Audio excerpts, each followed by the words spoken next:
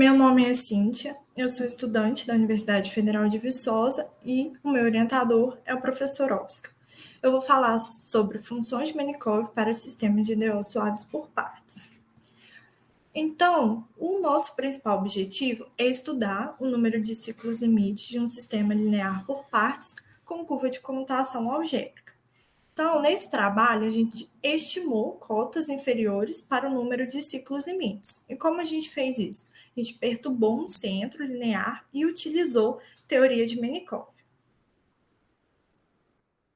Então, para abordar esse problema, a gente considerou um sistema dessa forma, com duas zonas, e utilizou a teoria de Markov, porque a teoria de Markov ela vai nos fornecer cotas inferiores para ciclos limites.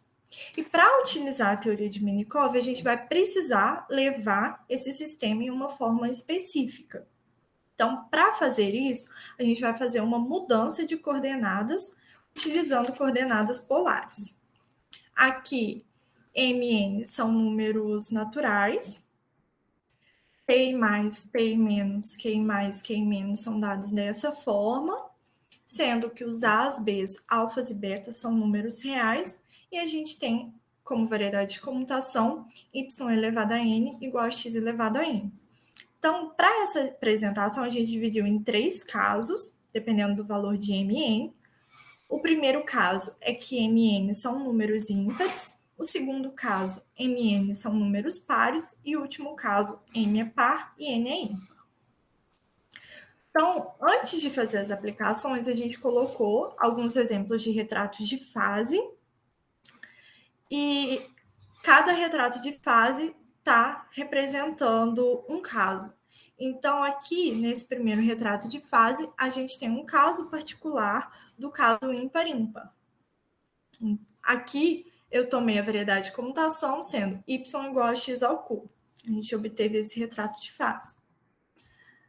Aqui a gente já teve um caso particular do caso par-par, variedade de comutação y ao quadrado igual a x à quarta. E aqui, no nosso último exemplo, um caso particular do caso par-ímpar. Então, essa curva é a y igual a x ao quadrado. Então, vamos para nossas aplicações. Como eu disse, o primeiro caso vai ser MN, números ímpares. Aqui a gente já tem o nosso sistema com a mudança de coordenadas. Agora a gente vai aplicar a teoria de Markov. Então, pela teoria de Markov, a gente tem que a função de Markov de primeira ordem desse sistema vai ser essa função aqui, onde ρ1 é dada dessa forma, para K diferente de 1, sendo que K é M sobre N. Agora, para K igual a 1, a gente obteve essa função aqui.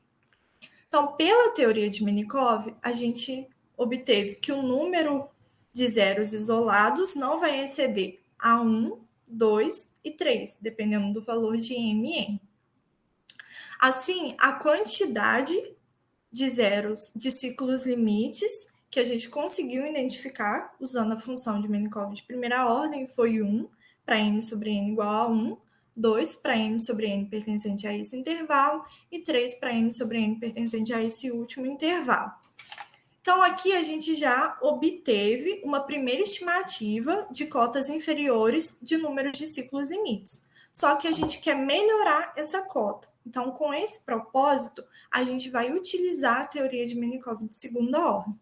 Então, para isso, a gente primeiro vai zerar a função de Markov de primeira ordem, que a gente fez isso usando essas igualdades, e depois calcular a função de Markov de segunda ordem, que a gente obteve essa função aqui, onde o ρ4 vai ser essa primeira função quando k é diferente de 1, e essa segunda função para k igual a 1. Utilizando a teoria de Chebyshev, a gente tem que o número de zeros isolados, nesse caso, não excede a 1, 7 e 8. Então, a quantidade de ciclos limites que a gente conseguiu obter utilizando a segunda função de Markov foi 1 para m sobre n igual a 1, 7 para m sobre n pertencente a esse intervalo e 8 para m sobre n pertencente a esse último intervalo. Então, os limites inferiores para o número máximo de ciclos limites, nesse caso, vai ser 1 para m sobre n igual a 1, 7 para m sobre n pertencente a esse intervalo e 8 para m sobre n pertencente a esse último intervalo aqui. Agora vamos para o segundo caso, onde m e n são pares. Então, aqui a gente já tem o nosso sistema com a mudança de coordenadas. Utilizando a teoria de Markov, a gente obteve a primeira função de Markov, nesse caso, sendo essa função, onde ρ2 vai ser essa primeira função quando k é diferente de 1, e quando k é igual a 1, a gente obteve essa função aqui. Então, pela teoria de Chebyshev, o número de zeros isolados não vai exceder a 2 e 0, dependendo do valor de m e n. Logo, a quantidade de ciclos limites que a gente conseguiu identificar com a função de primeira ordem, nesse caso, vai ser 0, quando m sobre n igual a 1, e quando m sobre n é diferente de 1, a gente obteve o número 2. De novo, com o intuito de melhorar essa cota, a gente utilizou a teoria de Markov de segunda ordem. Então, aqui, primeiro, a gente zerou a função de Markov de primeira ordem, fazendo essas igualdades, e aí, calculando a função de Markov de segunda ordem, a gente obteve esse resultado, onde o ρ5 vai ser essa primeira função quando k é diferente de 1, e para k igual a 1, a gente obteve essa segunda função aqui. Pela teoria de Chebyshev, a gente tem que o número de zeros isolados vai ser menor ou igual a 1, 4 ou 5, dependendo do valor de m e n. Logo, a quantidade de ciclos limites que a gente conseguiu obter utilizando a segunda função de Markov, nesse caso, foi 1 para m sobre n igual a 1, 4 para m sobre n pertencente a esse conjunto de intervalos, e 5 para m sobre n pertencente a esse último conjunto de intervalos. Assim, os limites inferiores para o número máximo de ciclos limites, nesse caso, foram 1 para m sobre n igual a 1, 4 para m sobre n pertencente a esse intervalo e 5 para m sobre n pertencente a esse último intervalo aqui. Agora, o nosso último caso, em que m é par e n é ímpar.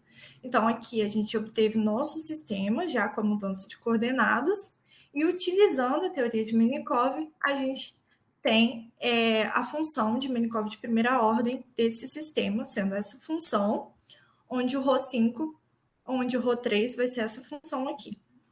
Pela teoria de Chebyshev, o número de zeros isolados nesse caso é 3 ou 4, dependendo do valor de m ou mn. E a quantidade de ciclos limites que a gente obteve com a função de primeira ordem vai ser 3 para m sobre n pertencente a esse intervalo e 4 pertencente a esse m sobre n pertencente a esse intervalo aqui.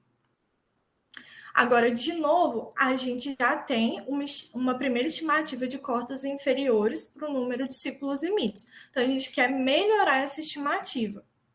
Então, para isso, a gente vai calcular a função de Markov de segunda ordem. Primeiro, a gente vai zerar, como eu disse, primeiro zerando a função de primeira ordem e depois calculando a função de Markov de segunda ordem. Então, a gente obteve esse resultado com o ρ6 sendo essa primeira função para k diferente de 2/3 e 2. Quando k igual a 2/3, a gente obteve essa segunda, e quando k igual a 2, a gente obteve essa última função para a ρ6. Então, pela teoria de Chebyshev, a gente encontrou esses valores aqui. E aí, os limites inferiores para o número máximo de ciclos limites, nesse caso, vão ser 4 para m sobre n igual a 2, 5 para m sobre n igual a 2/3, 6 para m sobre n pertencente a esse intervalo e 7 para m sobre n pertencente a esse último intervalo aqui. Aqui tem um pouquinho das referências que a gente usou, dos artigos. E é isso. Obrigada.